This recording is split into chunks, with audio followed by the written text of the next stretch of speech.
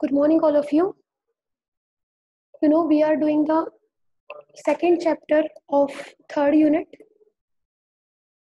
and today we are doing the topics under this lecture. We will cover the following topics. First is start करते हैं force on a current carrying conductor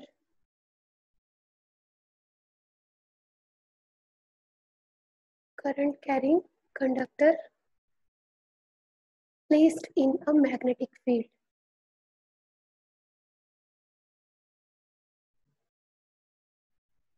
Placed in a magnetic field.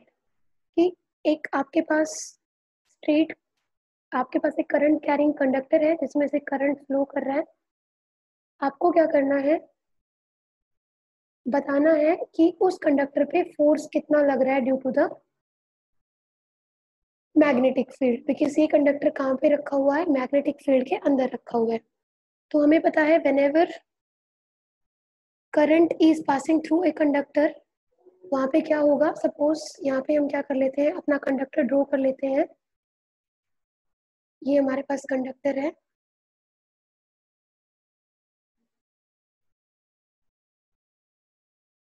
ये देखिए, जिसकी कुछ length given है.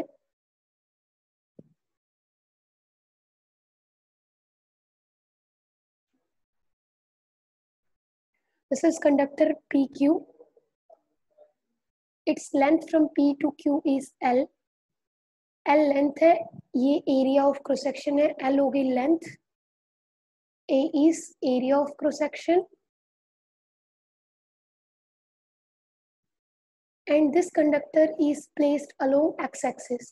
x axis के along ये conductor हमने प्लेस किया हुआ है. तो देखिए ये हो गया x axis, x डैश के along कंडक्टर को प्लेस किया हुआ है. अब बेटा जो करंट फ्लो कर रहा है इस कंडक्टर में, it is flowing from P to Q. अब करंट अगर फ्लो कर रहा है, this current is flowing because of the motion of electrons. Current अगर I करंट फ्लो कर रहा है from P to Q, this flow of current is only possible because यहाँ पे मोशन है किसका, इलेक्ट्रॉन्स का. इलेक्ट्रॉन्स मूव कर रहे हैं और इलेक्ट्रॉन्स के मूवमेंट की वजह से यहाँ पे क्या हो रहा है, P से Q की तरफ I करंट फ्लो कर रहा है. अब देखिए, if the direction of flow of current in this conductor is from P to Q, तो इलेक्ट्रॉन्स के फ्लो करने की डायरेक्शन क्या होगी, electrons will flow from Q to P. I hope this is clear. अब देखिए, electrons are flowing from P to Q to P because current is flowing from P to Q. जिस direction में current flow कर रहा है उसके opposite direction में electrons flow करेंगे.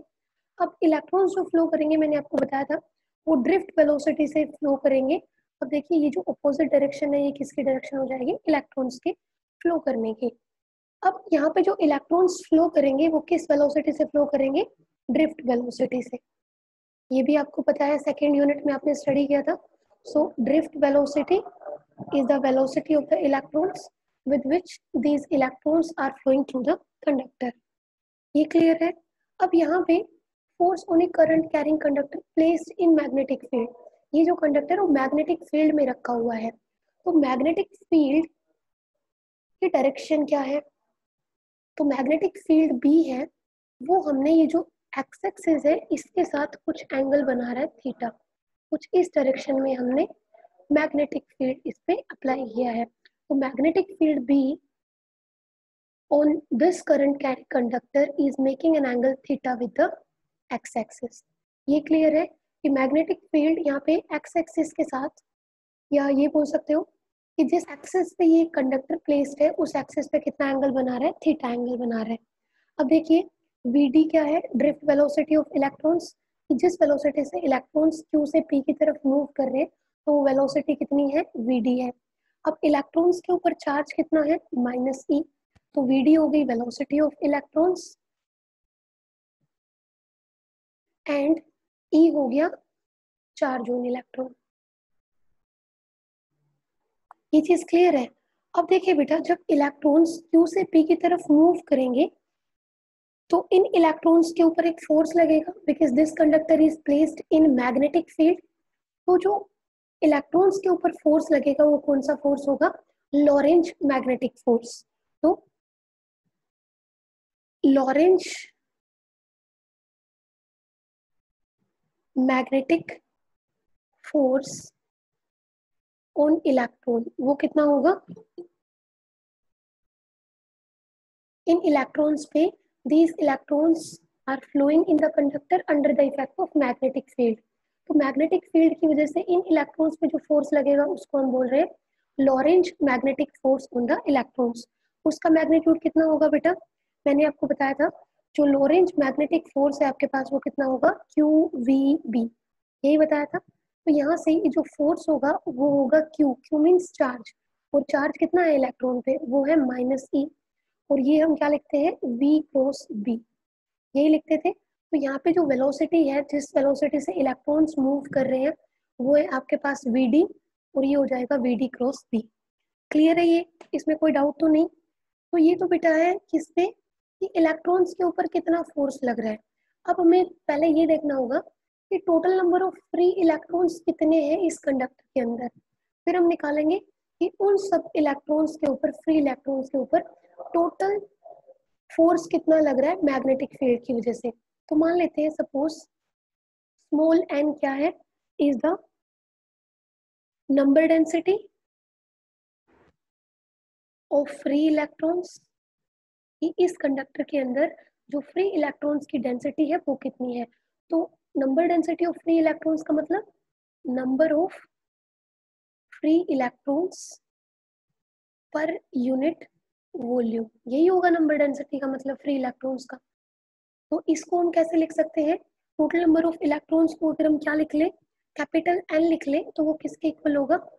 जितने number of electrons per unit volume है मल्टीप्लाइड बाय वॉल्यूम। तो वॉल्यूम क्या होगा? Area into length. तो ये जो टोटल नंबर ऑफ इलेक्ट्रॉन्स हो जाएगा वो किसके इक्वल हो जाएगा? NaL। ये क्लियर है बेटा? अब देखो ये फोर्स लग रहा है, इस फोर्स को हम टोटल नंबर ऑफ इलेक्ट्रॉन्स से अगर मल्टीप्लाई कर दे तो वो होगा total force on the conductor. Magnetic field के अंदर ये कंडक्टर रखा हुआ है तो total force on the conductor कितना होगा? ये इक्वल होगा force acting on all the electrons. ये देखिए इतना फोर्स लग रहा है इलेक्ट्रॉन्स के ऊपर, और टोटल इलेक्ट्रॉन्स कितने हैं? कैपिटल N के इक्वल, और कैपिटल N किसके इक्वल है? N इंटू ए के, N इंटू AL के इक्वल है। तो हम यहाँ से क्या करेंगे? हम बस यहाँ से कुछ नहीं करेंगे, जो हमारे पास फोर्स है ये फोर्स है स्मॉल f।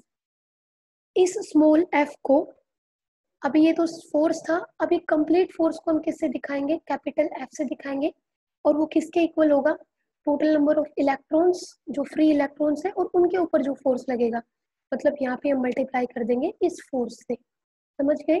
अब n की वैल्यू हमने क्या फाइंड आउट की? n की वैल्यू हमने फाइंड आउट की number density of electrons per unit volume multiplied by a, length मतलब वॉल्यूम, और ये आपके पास -E BD क्रॉस B। अगर यहाँ तक किसी को कोई डाउट है तो बताएं। वर्षा प्रेजेंट है?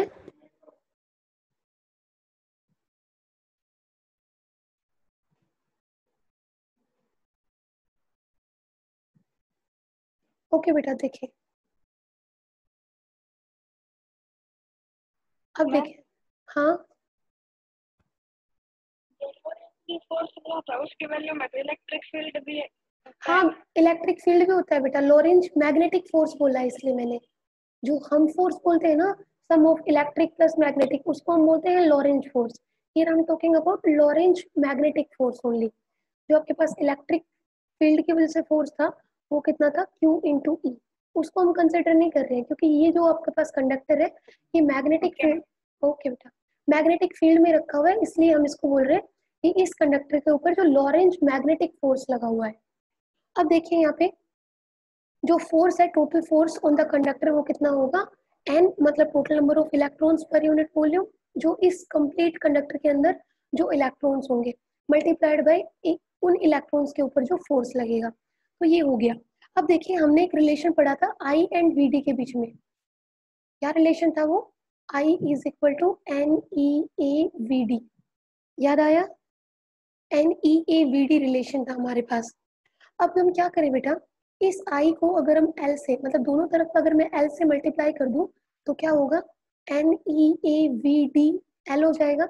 और ये देखिए हम क्या लिखते थे, आईडीएल लिखते थे। तो आईडीएल हमारे पास क्या होता था, करंट एलिमेंट बोलते थे हम इसको। तो ये भी तो करंट एलिमेंट ही है। ये डीएल हम स्मॉल एलिमेंट लेते थे, ये मान लीजिए कंप्लीट एलिमेंट है, तो इसको हम क्या बोल सकते हैं, this is current element, current element. और ये वेक्टर है, और इसकी डायरेक्शन क्या है बेटा, जिस डायरेक्शन में करंट फ्लो कर रहा है, समझ रहे हैं। तो this is the current element vector which is in the direction of current flowing through the conductor. तो करंट की डायरेक्शन क्या है, पी से क्यू। अब आप ध्यान से देखें, ये आपके पास करंट एलिमेंट है जिसकी डायरेक्शन क्या है, पी से क्यू की तरफ है। जो आपके पास करंट की डायरेक्शन है वही इस करंट एलिमेंट की डायरेक्शन होगी। और यहाँ से देखिए ये किसके इक्वल है, N E A V D into L. यहाँ पे वी डी की डायरेक्शन क्या होगी, वी डी की डायरेक्शन है क्यू से पी की तरफ। तो देखिए जो आई एल की जो डायरेक्शन है और जो वी डी की डायरेक्शन है, दोनों कैसी है, ऑपोजिट टू ईच अदर है, इसमें किसी को डाउट नहीं। तो हम क्या कर सकते हैं, हम यहाँ से ये बता सकते हैं कि आपके पास जो आई एल है वो ऑपोजिट डायरेक्शन में है किसके, वीडी के। इसलिए यहाँ पे वीडी के इस रिलेशन में हमारे पास क्या आ जाएगा, माइनस आ जाएगा। क्यों, ये समझ आ गया, because VD is in opposite direction to the current element I L. ये चीज सबको क्लियर हुई कि यहाँ पे माइनस साइन क्यों आया। बाद में आप लोग मेरे पास डाउट्स भेजते हो तो ये माइनस साइन का ही डाउट हो जाएगा। Again I am telling you, this is current element, ये करंट एलिमेंट की direction is from P to Q, और you can say this current element has a direction in the direction of current and VD is opposite to the direction of current, that is from Q to P। दोनों opposite direction में है, इसलिए हमने यहाँ पे minus sign लगा दिया है। कोई दिक्कत। अब देखो यहाँ पे इस फोर्स में देखिए एन ई, ये देखिए एन भी यहाँ पे है, यहाँ पे भी है, ए भी यहाँ पे है, यहाँ पे भी है, एल भी है, एल भी है, वीडी भी है, वीडी भी है, और ई भी है। तो इसमें इतने पार्ट की जगह मैं क्या पुट कर सकती हूँ, आई एल पुट कर सकती हूँ यहाँ पे। तो देखिए फोर्स क्या हो जाएगा, फोर्स इक्वल हो जाएगा किसके, ये आपके पास आ जाएगा इस पूरे वैल्यू को N E A L V D को हम क्या पुट कर सकते हैं, आई एल पुट कर सकते हैं। और ये आपके पास क्या रहेगा, क्रॉस में क्या रहेगा, बी रहेगा। किसी को कोई डाउट, आई आपके पास हम क्या कंसिडर करते हैं, स्केलर क्वांटिटी कंसिडर करते हैं, तो इसको आप ऐसे लिख सकते हो। क्लियर। अब यहाँ से फोर्स आपके पास क्या हो जाएगा, ये दो वेक्टर क्वांटिटीज है, दो वेक्टर क्वांटिटीज का क्रॉस प्रोडक्ट है, तो ये सिंपली होगा I L B sine theta. कोई डाउट। अब देखिए जो मैग्नेटिक फोर्स लग रहा है या इस कंडक्टर के ऊपर फोर्स लग रहा है किसकी वजह से, due to the magnetic field, वो कितना है, that is given by I L B. याद रखें ये मैग्नेटिक फील्ड की वजह से जो फोर्स लग रहा है वो लग रहा है आई एल बी, किसके अंदर, किसी कंडक्टर के अंदर which is placed in magnetic field. और साथ में साइन थीटा क्या है, angle between L and B. ठीक है, यहाँ से ही देखिए इन दोनों के बीच में जो एंगल होगा वो। अब आप समझ गए होंगे हमें क्या करना है, दो केसेस करने हैं। ये जो फोर्स है किसके ऊपर डिपेंड करेगा, थीटा के ऊपर। अगर यहाँ से बी आप कितना हो जाए, जीरो हो जाए, बी और सॉरी ये एक्सिस के बीच में एंगल कितना हो जाए, जीरो, मतलब ये आपका जो बी हो वो अलोंग एक्स एक्सिस हो, तो उस केस में थीटा कितना हो जाएगा, 0 डिग्री। और 180 डिग्री अगर हो तो उस केस में साइन जीरो कितना होगा, जीरो। मतलब अगर ये मैग्नेटिक फील्ड की डायरेक्शन किसके इक्वल हो जाए, इस कंडक्टर के एक्सिस के अलोंग ही हो जाए, उस केस में कंडक्टर के ऊपर कोई फोर्स नहीं लगेगा, फोर्स कितना हो जाएगा, जीरो। लेकिन अगर ये बी है वो इस कंडक्टर के एक्सिस के साथ कितना एंगल बना रहे, 90 डिग्री एंगल बना ले, तो उस केस में जो फोर्स लगेगा इस कंडक्टर के ऊपर इसकी वजह से, मैग्नेटिक फील्ड की वजह से, वो क्या होगा, मैक्सिमम फोर्स होगा, बिकॉज साइन 90 कितना होगा, 1। तो ये जो दो चीजें हैं जो आपको समझनी है। टिंकू कुछ कह रहे थे, क्लियर है बेटा, नेक्स्ट टॉपिक करते हैं। ये टॉपिक क्लियर है ना, किसी को कोई डाउट तो नहीं? Okay, second topic is force between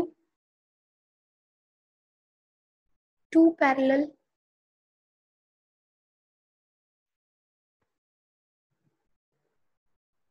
linear conductors. इसको थोड़ा ध्यान से देखना, ये डेरिवेशन इंपॉर्टेंट है from the exam point of view. September exam की बात कर रही हूँ मैं। लीनियर कंडक्टर्स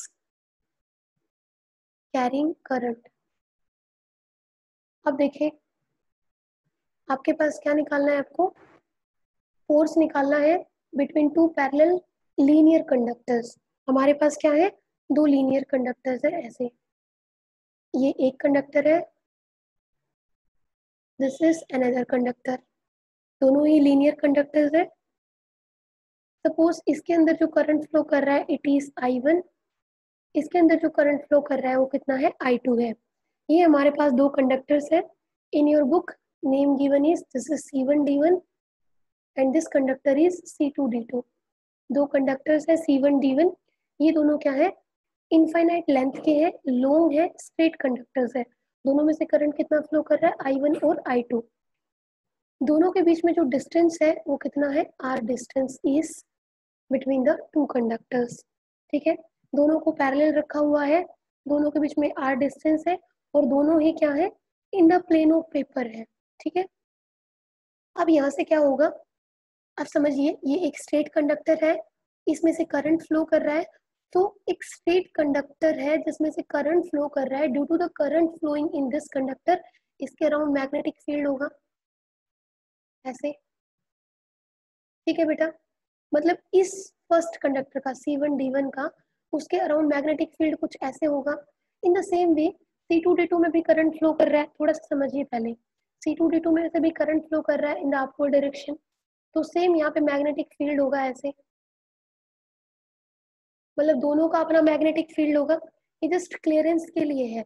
अब देखिए, और ये दोनों ही कंडक्टर्स हैं वो एक दूसरे के मैग्नेटिक फील्ड में रखे हुए हैं। Please understand the language. Both the conductors C1D1 and C2D2 are placed in magnetic field of each other. ये देखिए, C1D1 का मैग्नेटिक फील्ड ये है, मतलब ये वाला, अगर मैं आपको स्पॉटलाइट से दिखाऊं तो ये मैग्नेटिक फील्ड है C1D1 का, इसके अराउंड कंसेंट्रिक सर्कल्स की शेप में। तो ये C2D2 कहाँ रखा हुआ है, ये फर्स्ट C1D1 वाले कंडक्टर के मैग्नेटिक फील्ड में रखा हुआ है। बात क्लियर है? ऐसे ही ये जो C1D1 है, देखिए ये किसके मैग्नेटिक फील्ड में है, ये C1D1 conductor is placed in the magnetic field of C2D2। ये क्लियर है कि दोनों ही कंडक्टर्स एक दूसरे के मैग्नेटिक फील्ड में रखे हुए हैं। यहाँ से देखिए, C2D2 is lying in the magnetic field of C1D1 and C1D1 is lying in the magnetic field of, देखिए ये वाला इसका मैग्नेटिक फील्ड है, ये C2D2 का है, और इस C2D2 के मैग्नेटिक फील्ड में कौन रखा हुआ है, C1D1 रखा हुआ है। ये चीज क्लियर है कि both the conductors are placed in the magnetic field of,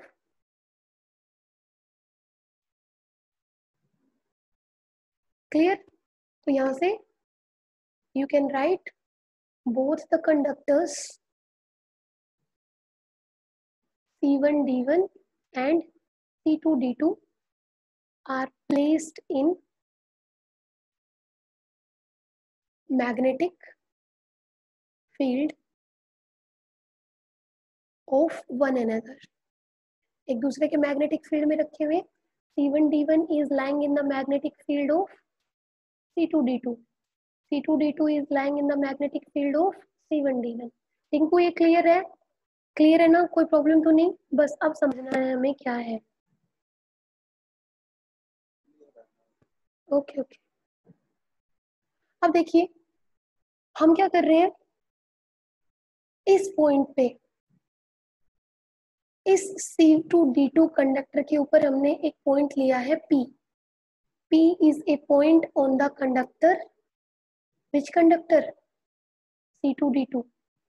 C2D2 conductor के ऊपर हमने एक पॉइंट लिया हुआ है, एंड बेटा this point is lying in the magnetic field of C1D1। बात समझ आ गई कि ये जो कंडक्टर है वो भी C2D2 वाला कंडक्टर C1D1 के मैग्नेटिक फील्ड में लाई कर रहा है, तो ये पॉइंट C2D2 के ऊपर ही है, तो ये पॉइंट भी किसके मैग्नेटिक फील्ड में लाई करेगा, C1D1 के मैग्नेटिक फील्ड में लाई करेगा। अब देखिए यहाँ पे इस कंडक्टर में से करंट की डायरेक्शन अपवर्ड है, ठीक है, और इस पॉइंट पे हमें अगर ये निकालना हो कि मैग्नेटिक फील्ड किस डायरेक्शन में होगा, तो इसके लिए हम क्या लगाएंगे, हम लगाएंगे राइट हैंड पाम रूल। आप लोगों को मेरी वीडियो दिखाई दे रही है? यस, मेरी वीडियो आप लोगों को विजिबल है? तमन्ना विजिबल है वीडियो, दिख रही हूँ मैं आपको? यस। अब देखिए ये जो पॉइंट P है, P पॉइंट पे आप ये राइट हैंड वाला रूल लगाएंगे। राइट हैंड रूल वाला क्या, जो मेरा थंब है वो किसको डायरेक्शन किसको पॉइंट कर रहा है, देखिए C1D1 में करंट फ्लो कर रहा है, तो करंट की डायरेक्शन क्या है, अपवर्ड। तो मेरे फिंगर्स की जो डायरेक्शन है ना, वो उस पॉइंट की तरफ पॉइंट होनी चाहिए जिस पॉइंट पे आप क्या निकाल रहे हो, मैग्नेटिक फील्ड निकाल रहे हो। बात क्लियर है? दो तरह से आप इसको समझ सकते हो। फर्स्ट इज जो थंब है that will point in the direction of current, और जो फिंगर्स है वो उस पॉइंट की तरफ डायरेक्शन होगी जिस पॉइंट पे आप क्या निकाल रहे हो, मैग्नेटिक फील्ड। तो देखिए करंट की डायरेक्शन अपवर्ड, और ये फिंगर्स कौन से डायरेक्शन में पॉइंट कर रही है, P पॉइंट की तरफ। क्लियर है? तो जो मेरी पाम है ना, पाम वो कहाँ पे पुश करेगी, अंदर की तरफ। तो मैग्नेटिक फील्ड की डायरेक्शन उस पॉइंट पे क्या हो जाएगी, इनवर्ड, मतलब प्लेन के अंदर। ये चीज समझ आई कि P पॉइंट के ऊपर मैग्नेटिक फील्ड की डायरेक्शन क्या होगी, अंदर की तरफ, क्योंकि ये है करंट की डायरेक्शन। ये जो फिंगर्स है ये P पॉइंट की तरफ शो हो रही है। आप अपने राइट हैंड को ऐसे ही मेरी तरह देख कर सकते हो इस पोजीशन में लाके, कि जिससे आपका थंब किस डायरेक्शन में पॉइंट करे, करंट की डायरेक्शन में। फिंगर्स किस तरफ होनी चाहिए, पॉइंट P की तरफ होनी चाहिए। इन दैट केस ये जो आपका पाम है ये अंदर की तरफ पुश कर रहा है। बात समझ रहे हो? अंदर की तरफ पुश करने का मतलब P पॉइंट के ऊपर जो मैग्नेटिक फील्ड होगा वो इनवर्ड होगा, ठीक है। इनवर्ड मतलब प्लेन के अंदर। ये चीज समझ आई? कोई ऐसा जिसको ना समझ आया हो? दूसरा, अगर इससे समझ नहीं आया तो इससे समझिए। ये जो P पॉइंट के ऊपर करंट की डायरेक्शन क्या है, अपवर्ड डायरेक्शन है। तो कर्लिंग ऑफ फिंगर्स देखिए B के ऊपर कहाँ पे आ रही है, अंदर की तरफ आ रही है, ठीक है। तो ये जो B पॉइंट के ऊपर जो आपकी कर्लिंग ऑफ फिंगर्स है वो किसकी डायरेक्शन को शो करेंगी, मैग्नेटिक फील्ड को। ये चीज क्लियर है? थंब अपवर्ड डायरेक्शन में है, curling of fingers eight B देखिए अंदर की तरफ आ रही है। तो P पॉइंट के ऊपर जो मैग्नेटिक फील्ड होगा वो अंदर की तरफ होगा, inside the plane of paper. ये चीज सबको क्लियर है?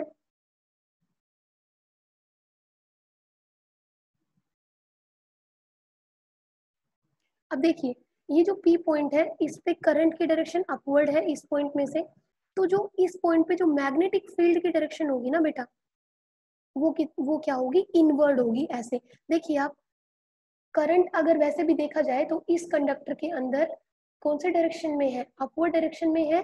तो जो मैग्नेटिक फील्ड की डायरेक्शन होगी यहाँ पे कैसी होगी, एंटी क्लॉकवाइज, कुछ ऐसे। तो P पॉइंट पे देखिए, P पॉइंट पे मैग्नेटिक फील्ड इन हो रहा है, अंदर की तरफ है। तो P पॉइंट के ऊपर मैग्नेटिक फील्ड कैसा होगा, इनवर्ड। और इस इनवर्ड को, मैग्नेटिक फील्ड को हम किससे शो कर रहे हैं, डॉट्स, इस क्रॉस से शो कर रहे हैं। पूरा ही गायब हो गया। तो किसी को डाउट तो नहीं कि इस पॉइंट पे मैग्नेटिक फील्ड की डायरेक्शन क्या होगी? तो ये हमने लिया पॉइंट P। पॉइंट P पे मैग्नेटिक फील्ड का की वजह से फोर्स कितना लग रहा है वो हम देखना चाहते हैं। तो इस पॉइंट P पे जो मैग्नेटिक फील्ड की डायरेक्शन होगी वो होगी अंदर। क्लियर है बेटा? अब देखिए ये जो C2D2 है ये C1D1 के मैग्नेटिक फील्ड के अंदर रखा हुआ है। तो C1D1 के मैग्नेटिक फील्ड के अंदर रखा हुआ है, तो ये C1D1 का मैग्नेटिक फील्ड इस C2D2 के ऊपर एक फोर्स भी लगाएगा, क्योंकि ये इसके मैग्नेटिक फील्ड में रखा है। जैसे अभी हमने फोर्स पढ़ा था कितना, ILB sin थीटा। तो ऐसा ही फोर्स ये C1D1 इस C2D2 पे भी लगाएगा। तो फोर्स की डायरेक्शन क्या होगी इस पॉइंट, इस कंडक्टर के ऊपर, इसकी वजह से C1D1 कंडक्टर की वजह से। क्यों? क्योंकि C1D1 में करंट फ्लो कर रहा है और ये C2D2 इसके मैग्नेटिक फील्ड में रखा हुआ है। तो अब आप डायरेक्शन समझे किसकी, इस पॉइंट, इस कंडक्टर C2D2 के ऊपर कितना मैग्नेटिक फोर्स लगेगा। उसके लिए आप ये लगाएंगे लेफ्ट हैंड थंब रूल। ये देखिए लेफ्ट हैंड थंब रूल क्या कहता है, C2D2 में मैग्नेटिक फील्ड की डायरेक्शन क्या है, इनवर्ड। ये जो थंब है आपका, ये थंब किसको शो करेगा, फोर्स को। ये जो इंडेक्स फिंगर है ये किसको शो करेगी, मैग्नेटिक फील्ड की डायरेक्शन को। और ये जो मिडिल फिंगर है ये किसको शो करेगी, करंट के डायरेक्शन को शो करेगी। क्लियर। तो C2D2 के अंदर ये देखिए मैग्नेटिक फील्ड क्या है, इनवर्ड। तो मैग्नेटिक ये हो गया अंदर की तरफ। क्लियर है। ये C2, ये जो इंडेक्स फिंगर है ये मैग्नेटिक फील्ड को शो कर रही है। तो मैं ऐसे दिखा रही हूँ, इसका मतलब आपके पास मैग्नेटिक फील्ड है इनवर्ड। अब हमें इंडेक्स फिंगर को ऐसे शो करना है, इस पोजीशन में रखना है कि करंट की डायरेक्शन अपवर्ड हो। तो इंडेक्स फिंगर को हम ले गए ऊपर की तरफ। क्लियर। तो अब ये इंडेक्स फिंगर करंट की डायरेक्शन में है, अपवर्ड डायरेक्शन में। तो देखिए मेरा थंब किधर पॉइंट कर रहा है, तो ये हो गया अपवर्ड। तो थंब देखिए इस डायरेक्शन में है, इस डायरेक्शन में, मतलब लेफ्ट की तरफ। तो मतलब C2D2 के ऊपर जो फोर्स लगेगा वो कौन सा होगा, लेफ्ट की तरफ फोर्स होगा। ये चीज समझ आई। Again I am telling you, ये आपका लेफ्ट हैंड है। लेफ्ट हैंड को कुछ इस तरीके से स्ट्रेच कीजिए कि thumb, forefinger and middle finger क्या हो, परपेंडिकुलर टू ईच अदर हो। आप लोग भी मेरे साथ ये करें बिकॉज इसमें आपको प्रॉब्लम आएगी। अब देखिए इस कंडक्टर पे अगर हम पर्टिकुलर P पॉइंट की बात करें तो मैग्नेटिक फील्ड हो गया इनवर्ड। करंट की डायरेक्शन C2D2 में है अंदर की तरफ, ऊपर की तरफ अपवर्ड डायरेक्शन में। तो देखिए थंब की डायरेक्शन आपके पास कहाँ आ जाएगी, लेफ्ट डायरेक्शन में, ऐसे। क्लियर है। तो देखिए यहाँ पे इस पॉइंट के ऊपर या इस कंडक्टर के ऊपर हर जगह कोई भी आप पॉइंट लोगे, सब जगह आपके पास जो फोर्स लगेगा वो कहाँ पे होगा, इस कंडक्टर के ऊपर C2D2 के ऊपर जो फोर्स होगा वो टूवर्ड्स C1D1 होगा। इसको आप F2 दे सकते हो क्योंकि ये फोर्स किसके ऊपर लग रहा है, चाहो तो आप इसको F2 लिख सकते हो, फोर्स ऑन 2/1 भी लिख सकते हो, या simply force on conductor C2D2, या ये बोल सकते हो कि सेकंड कंडक्टर के ऊपर जो फोर्स लग रहा है उसको हम सिंपली F2 से शो कर रहे हैं, चाहे F21 से शो कर दो, चाहे ये सिंपली ऐसे शो कर दो। ये चीज क्लियर हुई। किसी को कोई डाउट है तो बताएं। नो। चलें आगे। ओके। ये चीज समझ आ गई कि इसके ऊपर जो फोर्स लग रहा है वो कितना है, F2 फोर्स है, and this is towards the C1D1। अब देखिए थोड़ा सा समझना है, बस हो गया। अब देखिए बेटा, ये जो मैग्नेटिक फील्ड के अंदर रखा है C2D2, किसके मैग्नेटिक फील्ड के अंदर, C1D1 के अंदर। तो जो P पॉइंट के ऊपर मैग्नेटिक फील्ड होगा किसकी वजह से, due to the current flowing in C1D1। तो P पॉइंट के ऊपर जो मैग्नेटिक फील्ड होगा, मैग्नेटिक फील्ड होगा किसकी वजह से, due to current flowing in C1D1। याद रखिए इस पॉइंट P के ऊपर जो मैग्नेटिक फील्ड है वो किसकी वजह से है, C1D1 में जो करंट फ्लो कर रहा है उस I1 करंट की वजह से है। तो इस पॉइंट पे जो हम मैग्नेटिक फील्ड लिखेंगे उसको B1 ही लिखेंगे, बिकॉज ये magnetic field is due to the current flowing in C1D1।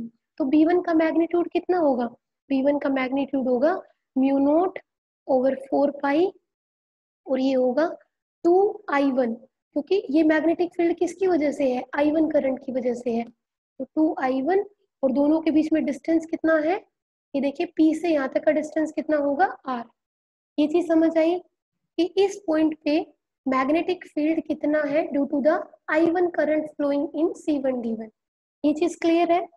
अब देखिए मैंने बता दिया आपको राइट हैंड रूल से, ये जो मैग्नेटिक फील्ड है इसकी डायरेक्शन क्या होगी, परपेंडिकुलर टू द प्लेन होगी और इनवर्ड होगी। समझ आ गया। अब देखें इस, ये जो C2D2 है this is placed in the magnetic field of C1D1। तो ये जो फोर्स है F2, ये C2D2 एक फोर्स एक्सपीरियंस करेगा मैग्नेटिक फील्ड की वजह से, और जो फोर्स इस C2D2 पे लगेगा उसको हम F2 से शो कर रहे हैं। और F मैग्नेटिक फोर्स की वजह से जो अभी हमने निकाला एक्सप्रेशन, वो कितना आता है मैग्नेटिक फील्ड की वजह से, ILB, यही होता है। तो अब ये फोर्स किसके ऊपर लग रहा है, सेकंड वाले कंडक्टर में। तो जो करंट लेंगे ना, हम कंफ्यूज नहीं हुई है, करंट जो लेंगे वो उस कंडक्टर का लेंगे जिसके ऊपर फोर्स लग रहा है। तो फोर्स इस C2D2 पे लग रहा है, तो C2D2 के अंदर करंट कितना फ्लो कर रहा है, I2 फ्लो कर रहा है। ठीक है, यहाँ से आपके पास ये हो गया। अब यहाँ पे मैग्नेटिक फील्ड कितना है, इसके ऊपर मैग्नेटिक फील्ड कितना लग रहा है, इसके ऊपर मैग्नेटिक फील्ड फर्स्ट कंडक्टर की वजह से लग रहा है, तो ये हो गया B1। और बेटा हम यहाँ पे ले रहे हैं कि फोर्स पर यूनिट लेंथ। ठीक है, तो लेंथ ऑफ द कंडक्टर कितनी ले रहे हैं, यूनिट लेंथ मतलब 1। ये चीज क्लियर है। तो यहाँ से देखिए हम B1 की वैल्यू उठा के पुट कर देंगे। अगर फिर से अगर बताना है तो देखिए फोर्स किसके ऊपर लग रहा है, C2D2 के ऊपर, किसकी वजह से, फर्स्ट कंडक्टर में जो करंट फ्लो कर रहा है उसके मैग्नेटिक फील्ड की वजह से। तो ये होता है फोर्स हमारे पास, मैग्नेटिक फील्ड की वजह से जो फोर्स लगेगा वो होता है ILB। तो यहाँ पे I मतलब जिस पे फोर्स लग रहा है उस कंडक्टर में कितना करंट फ्लो कर रहा है, I2। मैग्नेटिक फील्ड कितना लग रहा है, B1। और ये हम ले रहे हैं फोर्स पर यूनिट लेंथ, मतलब कंडक्टर की जो लेंथ लेंगे वो यूनिट लेंथ लेंगे 1। तो यहाँ से अगर हम B1 की वैल्यू उठा के पुट कर दें तो ये हो जाएगा I2 into mu naught over 4 पाई, और ये आपके पास हो जाएगा 2I1 ओवर R। कोई दिक्कत यहाँ से? तो देखिए जो फोर्स है वो कितना आ गया है, म्यू नॉट ओवर 4 पाई I1 I2, और क्या आ गया है, 2 को आगे ले लेते हैं, चाहे तो आप ऐसे लिख लीजिए सिंपल, जो कि आपको याद भी रहे, mu naught over 4 pi 2I1 I2 divided by R. This is the force on the second conductor due to the current flowing in the first conductor C1D1। यहाँ तक किसी को कोई प्रॉब्लम है तो बता दे, और अगर नहीं प्रॉब्लम है तो हम आगे चल सकते हैं।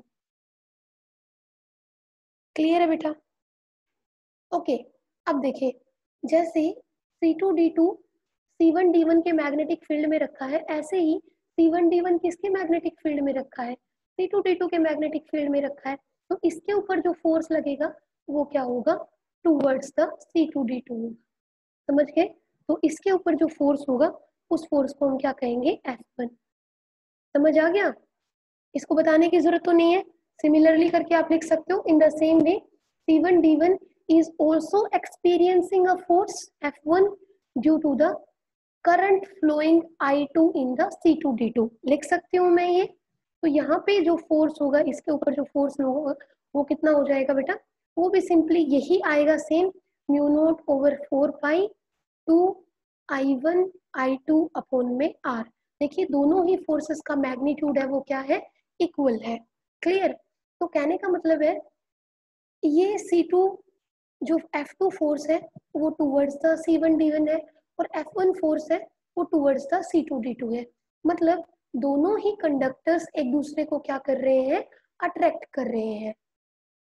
दोनों ही कंडक्टर्स के ऊपर बीच में जो फोर्स लग रहा है उसका नेचर कैसा है, अट्रैक्टिव इन नेचर है। देख रहे हो आप, ये इसको अपनी तरफ अट्रैक्ट कर रहा है, ये इसको अपनी तरफ अट्रैक्ट कर रहा है। तो मतलब जब दो पैरेलल कंडक्टर्स है कुछ इनफाइनाइट लेंथ के, उनमें अगर हम करंट फ्लो कराएं I1 और I2, और दोनों कुछ डिस्टेंस पे रखे हुए हैं, और दोनों कंडक्टर्स के बीच में दोनों कंडक्टर्स के अंदर जो करंट की डायरेक्शन है वो सेम है, तो उस केस में जो दोनों कंडक्टर्स के ऊपर जो फोर्स लगेगा वो कैसा होगा, अट्रैक्टिव इन नेचर होगा। कोई प्रॉब्लम किसी को? तो हम यहाँ से रिजल्ट क्या लिख सकते हैं, रिजल्ट ये लिख सकते हैं कि if two linear parallel conductors carrying current in same direction, तो उस केस में फोर्स एक्सपीरियंस्ड इज कैसा होगा, attractive in nature, and this is given by this equation. F1 is equal to F2 is given as mu naught over 4 pi to I1 I2 over R। Clear है? कोई doubt तो नहीं किसी को? Tinku clear है? कोई डाउट तो नहीं है? अब देखें, ये तो हमारे पास करंट था जब हमारे पास सेम डायरेक्शन में था। अब हम क्या करेंगे, ये देखें आप, अब हम दो कंडक्टर्स लेंगे, पैरेलल कंडक्टर्स लेंगे, लेकिन उनमें क्या होगा, करंट की डायरेक्शन ऑपोजिट होगी। अब मुझे एक चीज बताइए, ये हम साथ साथ जो कर रहे हैं, क्या इसके रिवीजन की जरूरत है? आप लोग यहाँ पे, आई होप मैं अच्छे से क्लियर करा रही हूँ, आप लोगों को कितने अच्छे से क्लियर हो रहा है वो आप लोग जाने अभी, क्योंकि आप लोग अगर यहाँ पे कोई, मैं यही समझती हूँ कि 4 दिन या 6 दिन क्लास लेने का मतलब यही है कि आप लोगों को कुछ डाउट होगा तो आप क्लियर कर सकते हो, लेकिन अगर आप फिर भी क्लियर नहीं कर रहे हो तो बेटा वो मेरी प्रॉब्लम नहीं है। मैं आप लोगों को यहाँ पे एक एक पॉइंट को पूरा स्ट्रेच कर करके बता रही हूँ, वो इसीलिए बता रही हूँ कि आप लोग रिविजन खुद करें, ठीक है। फिर भी अगर आप बोलते हो कि मैम रिवीजन के लिए टाइम नहीं मिला, तो देखिए वो मेरी मिस्टेक नहीं होगी, क्योंकि इलेक्ट्रोस्टैटिक्स, चलो ठीक है इस बारे में बात करेंगे। देखिए ये अगेन हमारे पास दो लीनियर कंडक्टर्स है, पैरेलल टू ईच अदर है, दोनों are placed at some distance, perpendicular distance. First conductor के अंदर current flowing is I1, in the second conductor current flowing is I2। Clear है? देखिए दोनों में करंट की डायरेक्शन क्या है, ऑपोजिट है। ऑपोजिट है तो देखिए यहाँ पे अब दोनों के बीच में जो फोर्स लगेगा, वहां तो हमने देखा था जब दोनों कंडक्टर्स के अंदर अगर सेम डायरेक्शन में करंट फ्लो कर रहा था तो ये कंडक्टर के ऊपर फोर्स इस कंडक्टर की तरफ था, और ये जो C2D2 था वो उसके ऊपर फोर्स इस डायरेक्शन में था। मतलब दोनों का जो फोर्स है, दोनों के ऊपर जो फोर्स लग रहा था उसका नेचर कैसा था, अट्रैक्टिव इन नेचर था। अब हम यहाँ पे देखना है कि जब करंट की डायरेक्शन को हम अपोजिट कर देंगे तो उस केस में भी जो फोर्स रहेगा दोनों कंडक्टर्स के बीच में वो अट्रैक्टिव रहेगा या फिर कुछ और होगा, वो हमें देखना है। क्लियर है बेटा? तो ये पॉइंट ले लेते हैं, मान लेते हैं इस पॉइंट पे हम क्या निकाल रहे हैं, मैग्नेटिक फील्ड निकाल रहे हैं। तो आपको पता है ये आपके पास C1D1 है, सिंपली D1 लिया था हमने, तो this is C1D1, this is C2D2। अब देखिए अगेन C2D2 कहाँ पे प्लेस्ड है, C1D1 के मैग्नेटिक फील्ड में। तो इस पॉइंट पे अगर हम ये देखें कि मैग्नेटिक फील्ड क्या होगा, तो देखें मैग्नेटिक फील्ड इस पॉइंट पे हम देख रहे हैं कि क्या होगा। तो देखिए बेटा इस पॉइंट पे आप देख रहे हो, इस पॉइंट पे आप देख रहे हो, तो अगेन आप क्या लगाओगे, राइट हैंड रूल लगाओगे। राइट हैंड रूल लगाओगे तो देखिए इस पॉइंट के ऊपर आपके पास जो करंट की डायरेक्शन है वो डाउनवर्ड डायरेक्शन में है, और इस केस में इस पॉइंट पे जो मैग्नेटिक फील्ड है आपका वो क्या है, इनवर्ड है। ठीक है, ये देखिए ये डायरेक्शन है करंट की, डाउनवर्ड डायरेक्शन। तो डाउनवर्ड डायरेक्शन होने की वजह से इस पॉइंट पे जो मैग्नेटिक फील्ड रहेगा वो क्या रहेगा आपके पास, ये डाउनवर्ड डायरेक्शन। और इस पॉइंट पे अगर आप घूम के आएंगे तो जो मैग्नेटिक फील्ड की जो डायरेक्शन रहेगी वो क्या रहेगी, इनवर्ड रहेगी। तो यहाँ पे हो गया ये इनवर्ड, इनवर्ड मैग्नेटिक फील्ड है। अब देखिए इनवर्ड मैग्नेटिक फील्ड है तो इस केस में आपके पास जो फोर्स होगा इस कंडक्टर पे C2D2 पे वो कौन से डायरेक्शन में लगेगा, तो वो कौन से डायरेक्शन में लगेगा, उसके लिए दोनों में ही इनवर्ड नहीं होगा, C1D1 पे बेटा आउटवर्ड होगा। देखिए अब हम क्या करेंगे, अगेन हमारा जो लेफ्ट हैंड रूल है उसको ऐसे स्ट्रेच करेंगे कि four finger, middle finger and thumb क्या रहेंगे, परपेंडिकुलर टू ईच अदर। तो इस C2D2 पे जो हमने जो पॉइंट लिया है इसको आप P कंसिडर कर सकते हैं। इसमें देखिए मैग्नेटिक फील्ड है आपके पास इनवर्ड, ठीक है। मैग्नेटिक फील्ड, अब मेरी देखिए इंडेक्स फिंगर अंदर की तरफ पॉइंट कर रही है, दैट मीन्स मैग्नेटिक फील्ड है इनवर्ड। करंट की डायरेक्शन है डाउनवर्ड, करंट की डायरेक्शन है डाउनवर्ड। थंब देखिए किस डायरेक्शन में पॉइंट कर रहा है, थंब कौन से डायरेक्शन में पॉइंट कर रहा है, एक मतलब टूवर्ड C1D1 या फिर आउटवर्ड फ्रॉम द C1D1, आप बताएं। आप अपने अपने राइट हैंड को, सॉरी लेफ्ट हैंड को स्ट्रेच करें, और स्ट्रेच करके ये देखें कि लेफ्ट हैंड में आपकी फिंगर है वो इनवर्ड होनी चाहिए। कौन सी फिंगर, इंडेक्स फिंगर, क्योंकि मैग्नेटिक फील्ड इस पॉइंट पे अंदर की तरफ है। ठीक है, जो ये मिडिल फिंगर है वो करंट की डायरेक्शन में होगी। तो ये जो थंब है वो किधर पॉइंट कर रहा है, टूवर्ड्स द C1D1 है या अवे फ्रॉम द C1D1 है, बताएं। तो इसका मतलब थंब आउटवर्ड है, मतलब C1D1 से बाहर की तरफ, ना कि C1D1 की तरफ। तो C1D1 से ऑपोजिट। तो कहना है इससे कि ये आपके पास जो F1 सॉरी F2 की जो डायरेक्शन होगी वो ऐसे होगी। किसी को कोई भी दिक्कत हो तो मुझसे पूछ सकता है, अभी पूछ ले प्लीज, बाद में ना बोले। तो ये मैग्नेटिक फील्ड इनवर्ड है तो उसको हम ऐसे दिखाएंगे कुछ, ठीक है।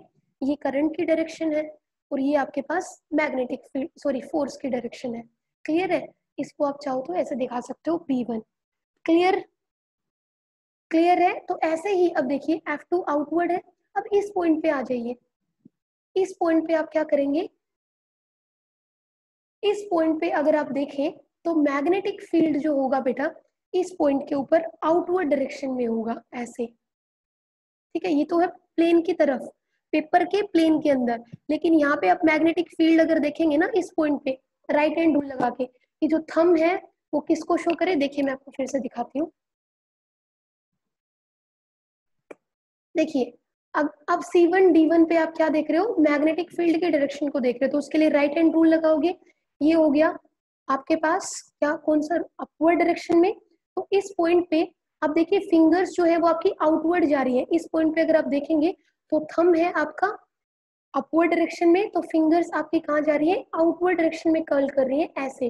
तो इस पॉइंट के ऊपर C1 D1 के ऊपर ये जो पॉइंट आपने ले रखा है, इस पॉइंट के ऊपर तो मैग्नेटिक फील्ड की डायरेक्शन है वो क्या रहेगी, आउटवर्ड रहेगी। याद रखेंगे। तो देखिए मैं आपको समझा भी देती हूँ आउटवर्ड कैसे रहेगी। ये देखिए यहाँ पे अगर आप मैग्नेटिक फील्ड बनाओगे तो देखिए ये अपवर्ड डायरेक्शन में है, अपवर्ड डायरेक्शन में है, तो यहाँ पे जो मैग्नेटिक फील्ड की डायरेक्शन रहेगी वो कैसी रहेगी, एंटी क्लॉकवाइज, तो मतलब ये ऐसे रहेगा, बाहर जाएगा, ठीक है, अंदर की तरफ यहाँ पे होगा, लेकिन हमारा पॉइंट तो यहाँ पे है। तो इस पॉइंट पे, इस पॉइंट से मैग्नेटिक फील्ड आउट हो रहा है, समझ रहे हो, ये है, क्योंकि जब करंट अपवर्ड डायरेक्शन में होता है तो उस केस में मैग्नेटिक फील्ड की डायरेक्शन क्या होती है, एंटी क्लॉकवाइज।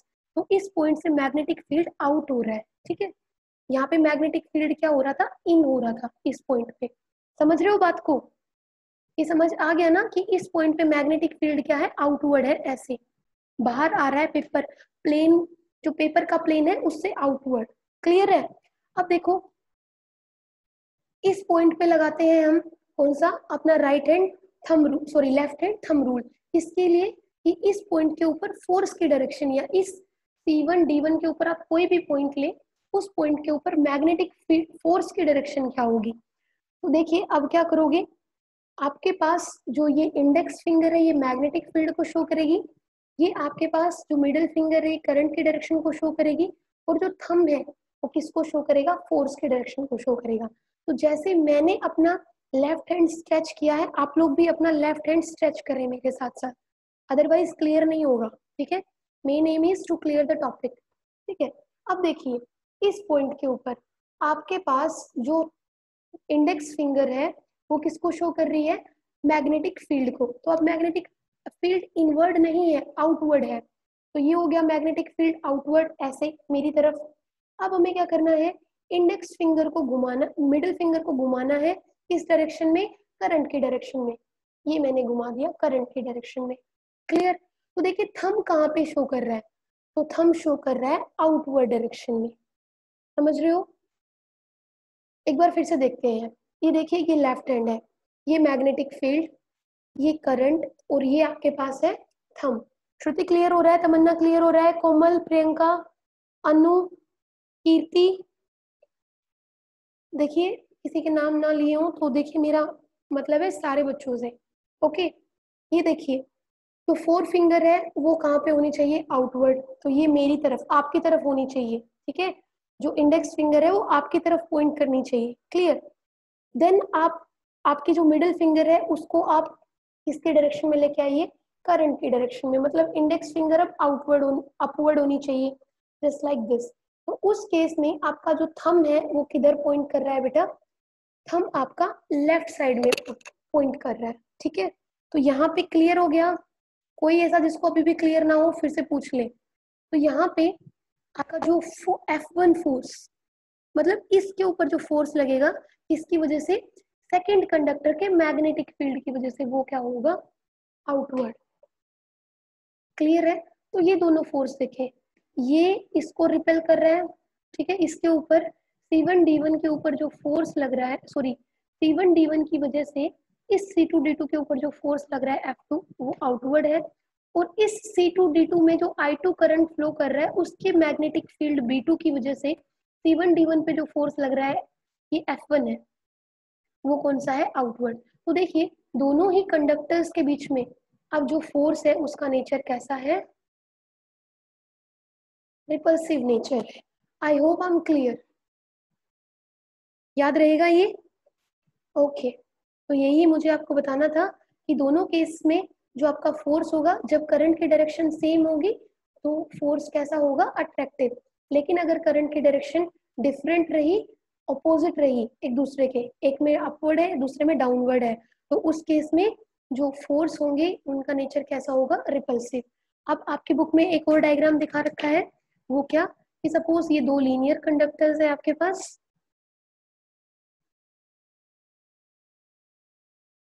क्लियर है, दोनों में जो करंट की डायरेक्शन है वो क्या है,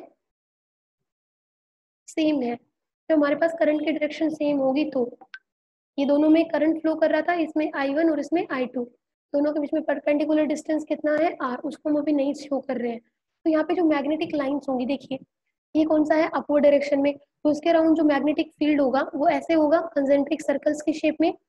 और मैग्नेटिक फील्ड की डायरेक्शन क्या होगी, क्लॉकवाइज है एंटी क्लॉकवाइज, बताया था आपको कि अगर अपवर्ड डायरेक्शन में करंट फ्लो कर रहा है किसी स्ट्रेट कंडक्टर में, तो उस केस में जो करंट की मैग्नेटिक फील्ड की डायरेक्शन रहेगी वो कैसी रहेगी, एंटी क्लॉकवाइज।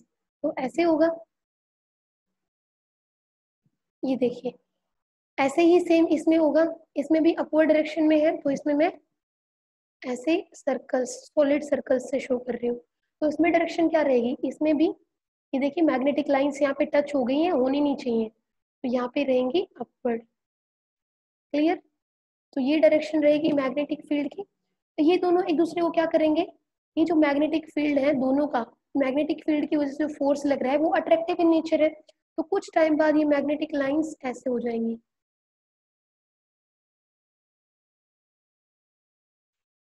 क्लियर है, ये ऐसे और ये ऐसे, ऐसे हो जाएंगे। यहाँ से दिख रहा है ये फोर्स ऑफ अट्रैक्शन की वजह से हो रहा है, ये मैग्नेटिक लाइंस देखिए मर्ज हो रही हैं, समझ आ गया बेटा। दूसरा, अगर हमारे पास क्या हो कि ऑपोजिट डायरेक्शन में करंट फ्लो कर रहा हो, उस केस में जो मैग्नेटिक लाइंस का पैटर्न कैसे होगा, क्वेश्चन पूछा जा सकता है। ये देखिए दो कंडक्टर्स है, दोनों के बीच में कुछ परपेंडिकुलर डिस्टेंस है r, जो फर्स्ट कंडक्टर है उसमें करंट की डायरेक्शन अपवर्ड है, सेकंड वाले कंडक्टर में डाउनवर्ड डायरेक्शन है। तो देखिए इसके अराउंड जो मैग्नेटिक फील्ड होगा वो तो क्लॉकवाइज डायरेक्शन में ही होगा, ऐसे,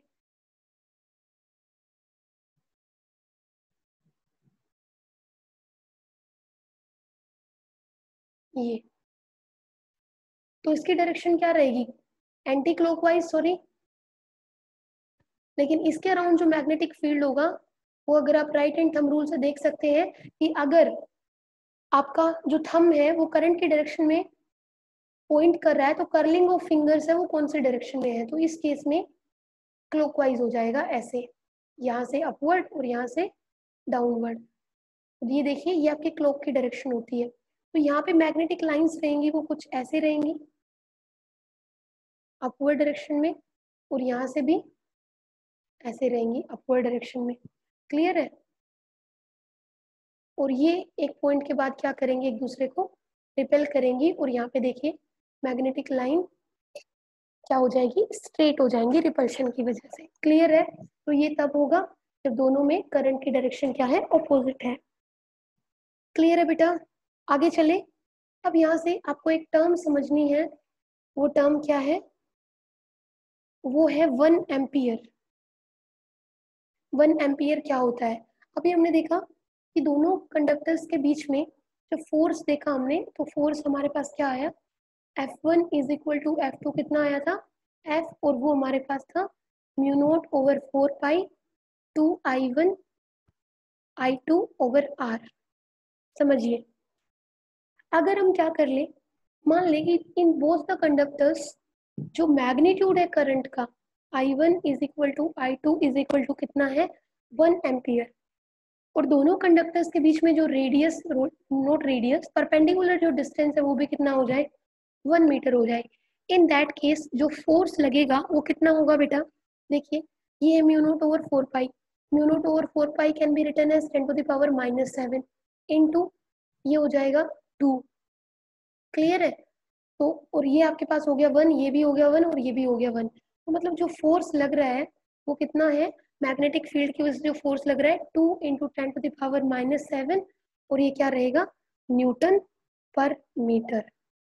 क्लियर है। तो यहाँ से हम 1 एम्पियर कैसे डिफाइन कर सकते हैं, 1 एम्पियर को ऐसे डिफाइन कर सकते हैं कि 1 एम्पियर इज दैट करंट, वो करंट है when the current flowing through each parallel conductor placed in free space at a distance of 1 metre. ये दो पैरेलल कंडक्टर्स है, उनको हमने फ्री स्पेस में कितने डिस्टेंस पे रखा है, 1 मीटर पे रखा है। तो उस केस में वो दोनों एक दूसरे को अट्रैक्ट करेंगे या फिर रिपेल करेंगे with this much of force. तो again I am repeating, 1 ampere is that much of current which is when flowing through both the conductors which are parallel to each other and placed in free space. In that case, जो force of attraction या repulsion होगा उसका magnitude will be this much. Clear है? फिर से repeat करने की जरूरत तो नहीं है। 1 एम्पियर वो करंट है जो जब दो कंडक्टर्स में से, पैरेलल कंडक्टर्स में से फ्लो करेगा, जो फ्री स्पेस के अंदर 1 मीटर डिस्टेंस पे रखे हुए हैं। इन दैट केस या तो उनके बीच में फोर्स ऑफ अट्रैक्शन होगा या रिपल्शन होगा। दोनों ही केस में जो अट्रैक्शन या रिपल्शन का जो मैग्नीट्यूड होगा वो ये होगा। इससे ज्यादा स्ट्रेच नहीं करूंगी मैं इसको। अब देखिए, रिवीजन आप खुद करें बेटा। फिजिक्स में इतना टाइम नहीं होता है कि हम रिवीजन वगैरह सब कुछ इतना स्ट्रेच करने के बाद भी अगर रिवीजन की जरूरत पड़ती है तो आई डोंट नो। ये देखिए, जो भी हमने पढ़ा force between two parallel conductors को, उसको आप इस तरीके से माइंड में रख सकते हो सो दैट वो कभी भी आपके दिमाग से ना जाए। देखिए, एक स्प्रिंग है, इस स्प्रिंग के एक एंड को आपने कनेक्ट किया हुआ है बैटरी से, दिस इज पॉजिटिव टर्मिनल, ये नेगेटिव टर्मिनल। यहाँ से आपने एक प्लग की लगाई हुई है और ये जो सेकंड एंड है उसको आपने क्या किया हुआ है, यहाँ पे एक मरकरी का जार है जिसमें हमने मरकरी को फिल किया हुआ है और ये देखिए जो सेकंड एंड है वो इस मरकरी में डिप हो रखा है। बात समझ गए? अब देखो, ये जो स्प्रिंग का सेकंड एंड है वो क्या है, इस मरकरी के अंदर डिप है, ठीक है। और बैटरी का सेकंड टर्मिनल भी किसमें है, इस मरकरी से कनेक्टेड है। क्लियर है?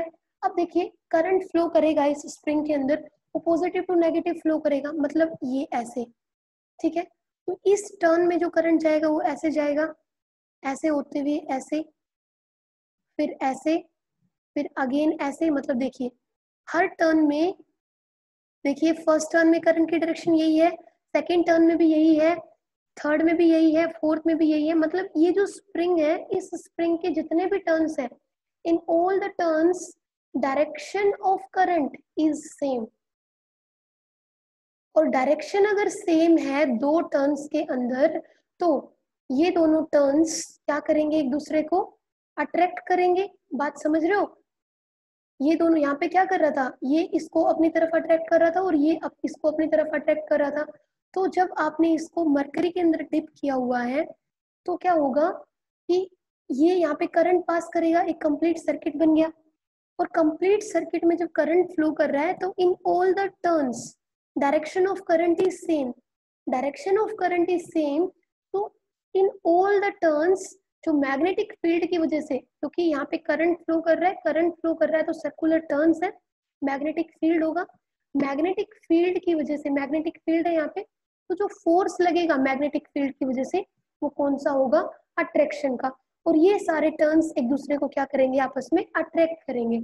और अट्रैक्ट करने की वजह से ये जो स्प्रिंग है वो क्या कर जाएगा, स्ट्रेच कर जाएगा। क्लियर है? तो स्ट्रेच करके ये धीरे धीरे मरकरी से क्या आ जाएगा, आउट हो जाएगा। मतलब अगर पहले ये यहाँ पे था तो अब ये स्प्रिंग है वो कुछ ऐसे हो जाएगा, यहाँ पे आ जाएगा। बात समझ आ गई?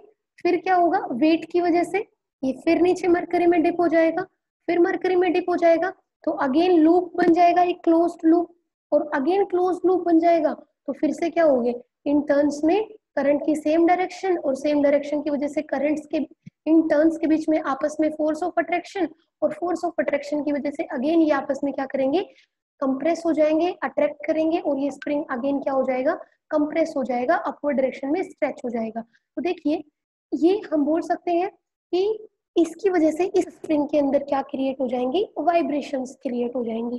क्लियर है? ये सीबीएसई के सिलेबस में नहीं है, लेकिन समझ जाइए। कोई डाउट तो नहीं किसी को कि स्प्रिंग क्यों वाइब्रेट करेगा? टिंकू, जितेन, आशीष, क्लियर है? सौरभ, क्लियर है आपको? ओके, लास्ट टॉपिक करते हैं। आपकी बुक में एक टॉपिक दिया हुआ है, comparison of electric and magnetic forces.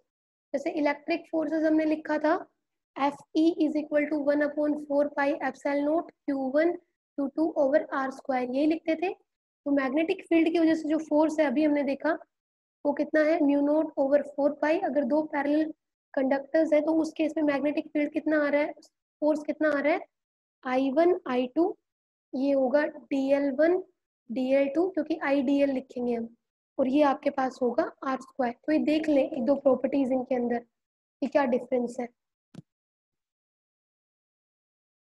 अब नेक्स्ट टॉपिक है हमारे पास, next derivation, torque on a current carrying conductor, sorry current carrying coil. ये बहुत ध्यान से समझना है, ये हमेशा पूछा जाता है। मैंने आपको बताया थर्ड यूनिट का रिवीजन आपको बहुत अच्छे से करना होगा। थर्ड यूनिट मैक्सिमम स्कोर करेगी, पहले ही बता रही हूँ। इसमें डेरिवेशंस हैं, अलग अलग डेरिवेशन है बिल्कुल, और ऐसी डेरिवेशंस हैं जो आप बहुत अच्छे से कर सकते हो अगर कंसेप्ट समझ आ रहा है तो, थोड़ी सी प्रैक्टिस करके। देखिए हमें बताना है कि टॉर्क किसी करंट कैरिंग कॉइल के ऊपर कितना होगा, जो करंट कैरिंग कॉइल कहाँ पे रखी है, मैग्नेटिक फील्ड के अंदर रखी है। तो सपोज कि आपने परमानेंट मैग्नेट के दो पोल्स के बीच में किसी कॉइल को रखा हुआ है। अब मैं यहाँ पे पोल्स नहीं बनाऊंगी, समझ जाए आप।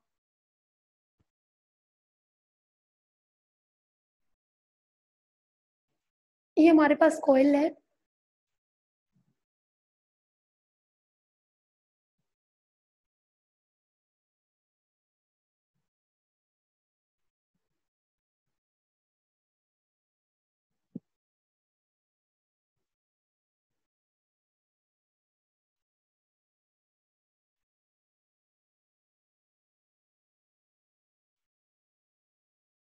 ये आपके पास कॉइल है, ठीक है। इस कॉइल को नाम दे देते हैं P Q R and S। PQRS is a coil which is placed in magnetic field like this। ये नॉर्थ पोल है, ये साउथ पोल है, लेकिन इसको ड्रू नहीं कर रहे हैं। अंडरस्टूड है ये मैग्नेटिक फील्ड में कैसे आई। ओके, तो ये हमने किसी मैग्नेटिक फील्ड के अंदर रखा हुआ है। ये कोयल देखिए रेक्टेंगुलर कोयल है आपके पास, PQRS। यहाँ पे मैग्नेटिक फील्ड में रखा हुआ है, जिस मैग्नेटिक फील्ड का मैग्नेटिक फील्ड इंटेंसिटी या मैग्नेटिक फील्ड इंडक्शन कितना है, B है। अब ये PQ और SRS ये लेंथ हो गई, तो हम लिख सकते हैं PQ is equal to RS is equal to length, और QR is equal to PS is equal to breadth. ये लेंथ है और ये ब्रेथ है कॉइल की।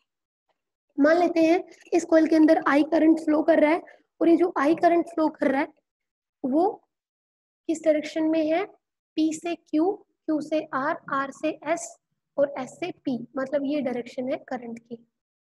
समझ गए? This is the direction of current through PQRS। Current की डायरेक्शन यही रहेगी, I फ्लो कर रहा है। अब देखिए जो करंट फ्लो कर रहा है, अगर ये जो कॉइल है, ठीक है, वो कॉइल और करंट के बीच में जो एंगल है वो कितना है, थीटा। ये देखिए जो मैग्नेटिक फील्ड है बेटा, एक बार ये समझिए, मैग्नेटिक फील्ड की डायरेक्शन नॉर्थ टू साउथ होती है। तो क्या मुझे आपको बताने की जरूरत है कि ये अगर नॉर्थ पोल है और ये अगर साउथ पोल है, तो करंट मैग्नेटिक फील्ड की डायरेक्शन क्या होगी, ये डायरेक्शन होगी, इस डायरेक्शन में। ये चीज क्लियर है? तो मैग्नेटिक फील्ड की डायरेक्शन क्या रहेगी, आपका नॉर्थ पोल से साउथ पोल रहेगी। तो देखिए अगर ये डायरेक्शन मैं यहाँ पे आपको सिर्फ दिखाने के लिए बना लूं कि ये आपके पास डायरेक्शन है किसकी, मैग्नेटिक फील्ड की, कुछ ऐसे, ठीक है, ये हो गया आपके पास बी। तो देखिए जो कोयल का प्लेन है यहाँ पे भी और यहाँ पे भी, देखिए ये मैग्नेटिक फील्ड की डायरेक्शन हो गई। तो कोयल का जो प्लेन है या कॉइल है वो, ये जो प्लेन ऑफ द कॉइल है ये मैग्नेटिक फील्ड के साथ कितना एंगल बना रहा है, थीटा। ये देखिए अगर मैं आपको समझाऊं थोड़ा सा कैमरा ऑन करके, तो यहाँ पे कुछ है भी नहीं समझाने के लिए। ये देखिए ये कॉइल ऐसे है, ठीक है, ये रेक्टेंगुलर है तो हमने कुछ इस शेप में, इस शेप में रखा हुआ है इसको, ठीक है, और ये मैग्नेटिक फील्ड की डायरेक्शन है, समझ रहे हो। तो कॉइल का जो प्लेन है ये इस मैग्नेटिक फील्ड के साथ, देखिए अगर ऐसे होता, जस्ट बिल्कुल स्ट्रेट होता, तो थीटा कितना होता, मैग्नेटिक फील्ड और प्लेन ऑफ द कॉइल के बीच में 0 होता। लेकिन ये जो कॉइल है ये थोड़ी सी टिल्टेड है और मैग्नेटिक फील्ड के साथ देखिए हॉरिजॉन्टल के साथ कितना एंगल बना रही है, कुछ एंगल बन रहा है, तो थीटा एंगल बना रही है। क्लियर है। तो यहाँ से थीटा एंगल बन रहा है किसके बीच में, मैग्नेटिक फील्ड और प्लेन ऑफ द कॉइल के बीच में। अब यहाँ पे देखिए अगर आप हर पॉइंट पे एस से पी की तरफ देखेंगे तो करंट की डायरेक्शन ये है, जो मैग्नेटिक फील्ड है उसकी डायरेक्शन ये है, तो इसमें फोर्स की डायरेक्शन क्या होगी, अपवर्ड डायरेक्शन में होगा, ठीक है। तो पहले आप ये देखिए, इस पे पहले सबसे पहले आप ये देखिए F1, F2, F3 and F4 क्या है आपके पास, 4 फोर्सेस हैं जो किस पे एक्ट करेंगे, PQ पे, QR पे, RS पे एंड कौन सा है, SP पे। ये चारों आर्म्स पे, ये जो कोयल है, कोयल के चारों आर्म्स पे ये चारों फोर्स एक्ट करेंगे। अब देखिए बेटा ये वाला, आप कोयल, ये जो आपके पास डायग्राम है, इस डायग्राम को आप चाहो तो नोटबुक में ड्रॉ कर लो। देखिए यहाँ पे अगर आप लेफ्ट हैंड रूल लगाते हो तो लेफ्ट हैंड रूल में आप क्या लगाते हो, देखिए PQ वाले आर्म में देखेंगे हम, करंट है आपके पास डाउनवर्ड डायरेक्शन में। ये देखिए ये जो फिंगर है, इंडेक्स फिंगर, वो किसकी तरफ पॉइंट कर रही है, मैग्नेटिक फील्ड। तो मैग्नेटिक फील्ड नॉर्थ से साउथ है, मतलब ये हो गई डायरेक्शन। अब यहाँ पे ये हो गई इंडेक्स फिंगर मैग्नेटिक फील्ड के डायरेक्शन में, करंट है ये, और ये देखिए करंट है डाउनवर्ड डायरेक्शन में, तो index sorry middle finger downward में है, ये इंडेक्स फिंगर मैग्नेटिक फील्ड को शो कर रही है। तो देखिए यहाँ से जो आपका थंब है वो इधर है मेरी तरफ, समझ गए ऐसे। तो यहाँ पे ये जो आपके पास यहाँ पे मैग्नेटिक फील्ड की डायरेक्शन है, ये जो मैंने अभी आपको बताया, तो आपके पास इंडेक्स फिंगर इस डायरेक्शन में होगी, मिडिल फिंगर डाउनवर्ड डायरेक्शन में होगी, और जो तो आपका थंब होगा वो इस डायरेक्शन में होगा। मतलब जो फोर्स लगेगा F1 उसकी डायरेक्शन ये होगी। ये चीज समझ आई। अब देखिए अब आप दूसरा आर्म देखिए इसी के पैरेलल। अब आप जाइए R से S की तरफ, R से S में जाएंगे तो मैग्नेटिक फील्ड तो नॉर्थ पोल से साउथ पोल है, मतलब ऐसे, ये आउटवर्ड ही है, समझ रहे हैं, आउटवर्ड है, ये हो गया आउटवर्ड आपका मैग्नेटिक फील्ड, ठीक है। ये मिडिल फिंगर दिखा रही है करंट की डायरेक्शन को जो कि अपवर्ड है। तो थंब देखिए कहाँ पे जा रहा है, थंब कुछ इस डायरेक्शन में जा रहा है, कुछ ऐसे, ठीक है। तो अगर मैं थंब की डायरेक्शन को दिखाऊं तो देखो ऐसे होगा, यहाँ पे इस पॉइंट पे जो आपके पास फोर्स लगेगा इस SR आर्म पे, वो कितना लगेगा, इस डायरेक्शन में होगा, इसका नाम होगा F3। ये चीज समझ आई, F1 और F3 समझ आया कैसे किया हमने, किसी को कोई डाउट तो नहीं है। यस बेटा मैसेज करके बता दे, किसी को कोई डाउट। अब देखो अगर डाउट नहीं है तो टाइम बहुत हो गया है। अब हमारे पास रह गई है कोयल कौन सी, एक तो हमारे पास कोयल रह गई है, सॉरी कोयल की आर्म रह गई है PS, और एक रह गई है QR। इसमें आप देख सकते हो जो मैग्नेटिक फील्ड है उसकी डायरेक्शन यहाँ पे कुछ थीटा एंगल बना रही है, करंट इस डायरेक्शन में है, तो बेटा यहाँ पे जो फोर्स की डायरेक्शन होगी वो अपवर्ड होगी। आप राइट हैंड थंब रूल लगा के समझ सकते हैं इसको भी। और इसमें जो डायरेक्शन होगी वो होगी डाउनवर्ड डायरेक्शन में। अगर मैं आपको शो करूँ ये, तो देखिए ये आपके पास PS के लिए शो कर रही हूँ मैं। PS के लिए देखिए मैग्नेटिक फील्ड है वो इस डायरेक्शन में जो थीटा एंगल बना रहा है, ठीक है। इस पे मैग्नेटिक PS के लिए जो मैग्नेटिक फील्ड है वो कुछ थीटा एंगल बना रहा है, ठीक है।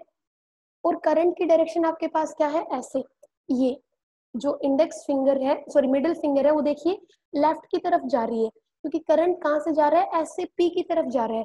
तो थंब किधर पॉइंट कर रहा है, अपवर्ड डायरेक्शन में। तो जो फोर्स लगेगा पीएस के ऊपर वो कौन सी डायरेक्शन में होगा, अपवर्ड डायरेक्शन में होगा। और ये जो फोर्स होगा वो कौन सा होगा, F4 फोर्स होगा। In the same way Q R पे देखिए, क्यू आर में करंट कहाँ से कहाँ फ्लो कर रहा है, Q से R की तरफ। तो ये हो गया Q से R की तरफ, ये इंडेक्स फिंगर मैग्नेटिक फील्ड को दिखा रही है। ये आपके पास मिडिल फिंगर देखिए Q से R की तरफ है। तो जो थंब है बेटा वो डाउनवर्ड डायरेक्शन में पॉइंट कर रहा है, समझ गए। तो यहाँ पे ये जो थंब है वो डाउनवर्ड डायरेक्शन में है, तो देखिए ये जो फोर्स की डायरेक्शन होगी ये डाउनवर्ड डायरेक्शन में होगी। क्लियर है। तो ये फोर्स था F1, ये फोर्स होगा F2, ये F3, ये F4। तो देखिए F4 और F2 दोनों क्या कर देंगे, एक ही लाइन के अलोंग है। अगर मैं इनके एक्सिस को ज्वाइन, इनको एक स्ट्रेट लाइन से ज्वाइन कर दूं, तो देखिए ये दोनों एक ही लाइन के ऊपर है, ठीक है, एक ही लाइन के ऊपर है। इनका मैग्नीट्यूड होगा वो इक्वल एंड अपोजिट होगा, क्योंकि सेम करंट है, सेम लेंथ है, सब कुछ सेम है, सिमेट्री है।